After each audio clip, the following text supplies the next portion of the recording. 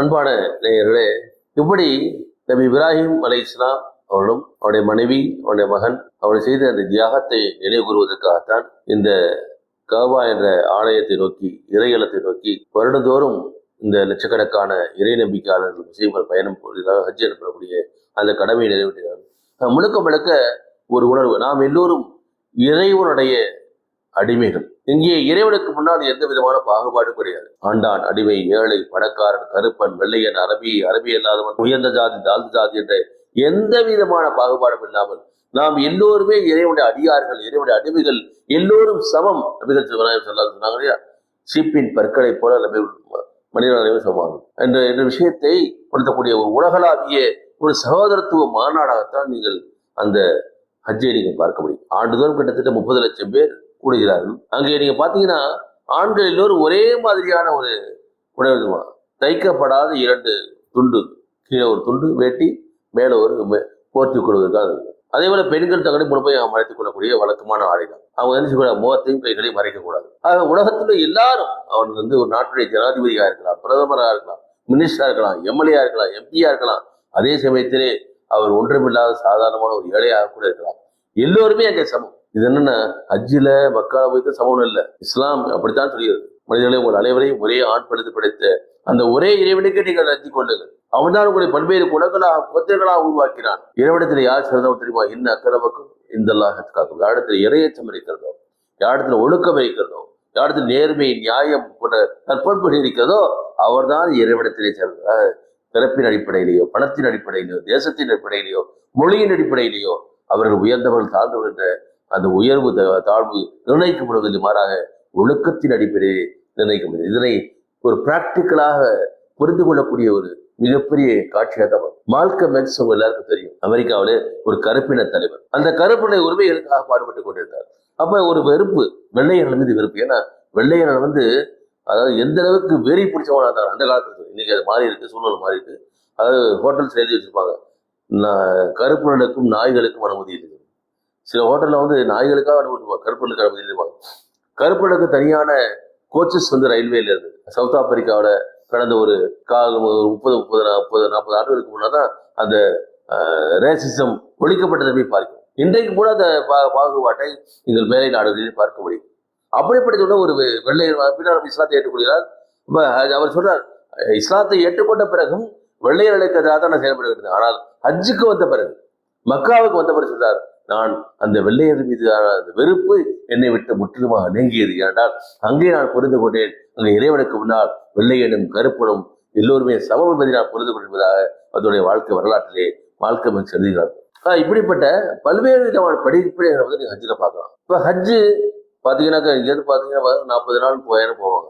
இந்த வாழ்க்கையில் ஒரு நாள் போகிறோம் அப்படின்னு. ஆனால் ஆக்சுவலாக பார்த்தீங்கன்னா ஒரு 6 நாட்களுடைய கடமை தான். அது துல்ஹஜ்ஜுடைய நாள் 8வது நாள் 12 அல்லது 13 அந்த வரைக்கும் தான் மேக்சிமம்.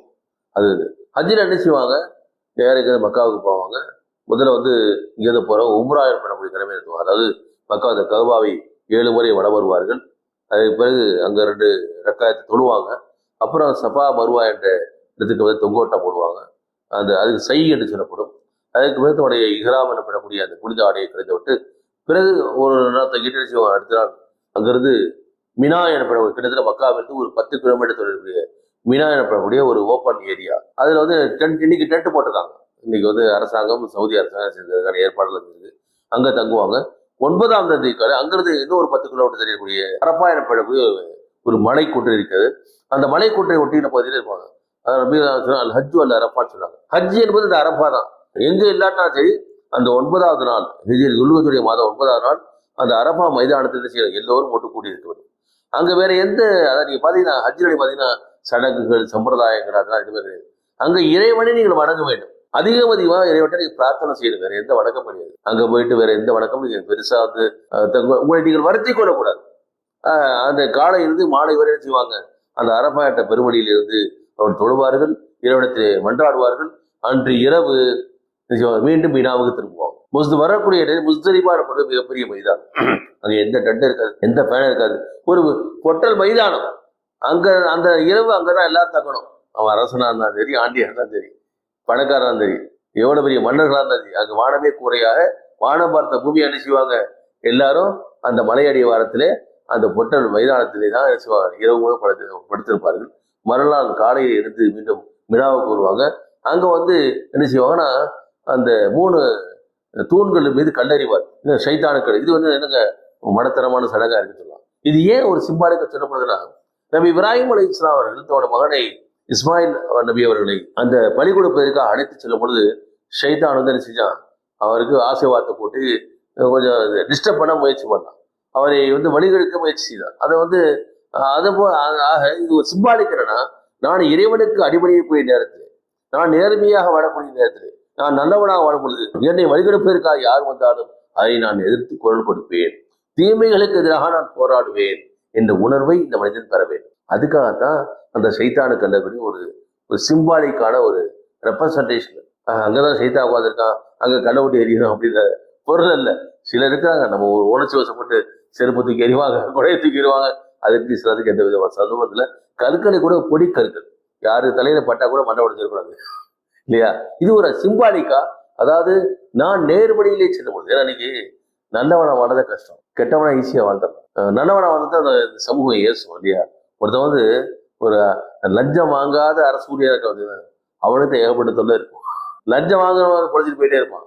லஞ்சம் வாங்காதவனுக்கு லஞ்சம் வாங்கக்கூடிய சக ஊழியர்களே என்ன செய்வாங்க, தொல்லையில கொடுத்து கொண்டு இருப்பார்கள். ஆக இப்படி வரும் பொழுது, நான் நேர்த்தியாக இருக்கும் பொழுது, நான் இறைவனுக்கு பயந்தவனா ஆடும் பொழுது எனக்கு எதிராக எவ்வளவு சூழ்ச்சிகள் வந்தார்கள், அதை நான் எதிர்த்து போர் தொடுப்பேன், அதற்கு எதிராக நான் குரல் கொடுப்பேன், தீமைகளுக்கு எதிராக நான் தொடர்ந்து போராடுவேன் என்ற ஒரு லட்சிய வேட்கையை கொடுப்பதுதான் அந்த கல்லறியை குடித்தோம். 10வது நாள் பிறநாள் அன்றைக்கு மீண்டும் மக்காவுக்கு போவாங்க.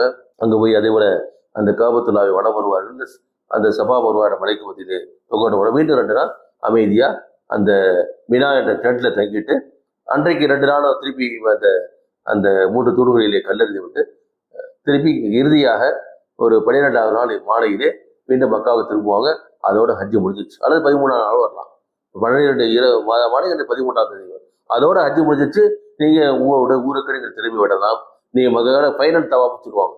அந்த மக்காவை மீண்டும் ஒரு 7 முறை வந்துட்டு அது தவாஃபுல் விதா சொல்லுவார்கள். முடித்து விட்டு நீங்க இதோட ஹஜ்ஜு முடிஞ்சாக. இந்த ஹஜ்ஜுடைய கடமை என்பது இந்த 6 அல்லது 7 நாட்களோடு முடிவது. ஆனால் நீங்கள் அதில் கிடைக்கக்கூடிய அந்த பாடங்களை நீங்க பாத்தீங்கன்னா எப்படிங்க உங்களுக்கு ஆச்சரியம். 30 லட்சம் பேர் எப்படி வந்து ஒரு கண்ட்ரோலா இருக்கிறாங்க. ஒன்றும் இல்லைங்க, இஸ்லாத்தை பொறுத்தவரை எத்தனை லட்சம் இல்லை, 30 கோடி பேர் இருந்தாலும் ஈஸியா இங்க வந்து பாருங்க, ஒரு சின்ன ஒரு கூட்டம் ஒரு 500 பேர் வந்துட்டாங்கன்னா அவங்கள வந்து ஒரு ஒழுங்குபடுத்துறதுக்குள்ள போக மாட்டேங்குது. காவல்துறை படக்கூடிய அவதிகளை நம்ம பார்க்கணும். வாலண்டியர்ஸ் இருப்பாங்க, அவங்க இருப்பாங்க, ஒரு வரிசை இல்லைங்க, இல்லையோ தள்ளாதீங்க, வைக்காதீங்க. ஆனால் நீங்கள் 30 லட்சம் பேர் கூடக்கூடிய அந்த இதை நீங்க பாத்தீங்கன்னா எங்கேயும் தள்ளு முள்ளு இருக்காது. டாய்லெட் போற கூட வரிசையா இருப்பாங்க, உணவை பெறுவதற்கு வசதியா இருப்பாங்க இல்லையா? இன்னொன்று என்னன்னா, ஏன்னா அங்கே பொறுமை இருக்கு. நீங்க வசதி இருப்பீங்க, யாராவது முதியவர் வந்துட்டாரா அவருக்கு வழி விட்டு சரி நீங்க முன்னாடி போங்க, நாங்க அப்ப விட்டுக் கொடுக்கிற மனப்பம், சகிப்புத்தன்மை, டாலரன்ஸ், இரக்கம், அன்பு, கருணை. அங்க வந்து அவன் சொந்தக்காரனா, நம்ம ஊருக்காரனா, தமிழ்நாடுக்காரனா, இந்தியனா, உலகத்தில் எல்லோரும் மனிதர்கள், எல்லோரும் ஒரே படைப்புகள். அவனுடைய இது என்னது, அவனுடைய சகோதரர். நாம் எல்லாம் ஒரே தாய்தந்தை வழி வந்தவர்கள், ஒரே ஆதாம் ஏவா என்ற அந்த தாய்தந்தைய வழியிலே வந்தவர்கள் என்ற எண்ணம் தான் எல்லோருடைய உள்ளத்தில் வரும். எல்லாரும் ஒரே வார்த்தை சொல்லுவாங்க, லப்பை அல்லாஹும்ம லப்பை, இறைவா இதோ நான் வந்து விட்டேன், இறைவா உன்னுடைய கட்டளைக்காக நான் வந்து விட்டேன், லப்பை லா ஷரீக லக லப்பை, இறைவா நான் உன்னுடைய முன்னால் நான் வந்து விட்டேன், உனக்கு எந்த விதமான இணையும் துணையும் இல்லை, என்ன உனக்கே எல்லா விதமான புகழடைத்து என்பதாக தொடர்ந்து அவர் மொழிந்து கொண்டே இருப்பார். இந்த வார்த்தைகள் தான் மீண்டும் மீண்டும் சொல்லிக் கொண்டிருப்பார். ஒருவர் இன்னொருவருக்கு நலமாடக்கூடியவராக இருப்பார், ஒருவர் இன்னொருக்கு உதவி செய்யக்கூடியவராக இருப்பார். அது கிட்டத்தட்ட ஒரு எல்லாம் ஒரு இவ்வளவு பெரிய இது.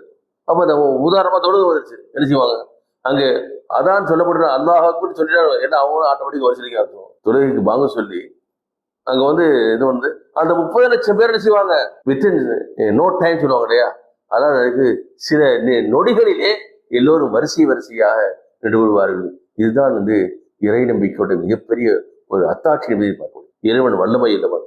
நீங்க மற்ற எங்க அதே மாதிரி எல்லா விதமான ஒழுங்கை பார்க்க முடியும். இன்றைக்காவது சில அசம்பாவிதங்கள், அது நெரிசலின் காரணமாக அது ரொம்ப ரேரா நடக்குது. நம்முடைய மனித தவறுகள் மிக அற்புதமானது ஒரு ஏற்பாட்டை அங்கே நாம் செய்து வந்ததை நாம் பார்க்கிறோம். அதே மாதிரி தன்னார்வ தொண்டர்கள், ஆயிரக்கணக்கான தன்னார்வ தொண்டர்களுக்கு அந்த ஹஜ்ஜுக்கு வரக்கூடிய மக்களுக்கு பணியாற்றணும். அங்க வந்து இவ்வளவு பெரிய இருக்க கண்டிஜென்சி, அதாவது தொற்று நோய்கிறது பரவுதானா இல்லை, ஏன்னா அதுக்கான அற்புதமான தூய்மை, சுகாதாரம், தண்ணீருக்கான ஏற்பாடுகள், கடுமையான வெயில் காலங்களிலே உங்களுக்கு வாட்டர் ஸ்ப்ரிங்க்லர்ஸ் வச்சிருக்காங்க.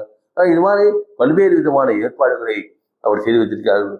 ஆக இங்கே எல்லாம் ஏன்னா எல்லார்ட்டையும் வந்து என்ன இருக்குன்னா தன்னையுடைய பெருமையை காட்டிக் கொள்வதற்கோ தன்னுடைய இருப்பை காட்டிக் கொள்வதற்கான அவசியம் இல்லை. என்றால் எல்லோருமே ஏக இறைவனுடைய விருதாளிகளாக, ஏக இறைவனுடைய அடிமைகளாக, எல்லோரும் ஒரே நோக்கத்தோடு இறைவனுடைய திருப்தியை பெற வேண்டும்.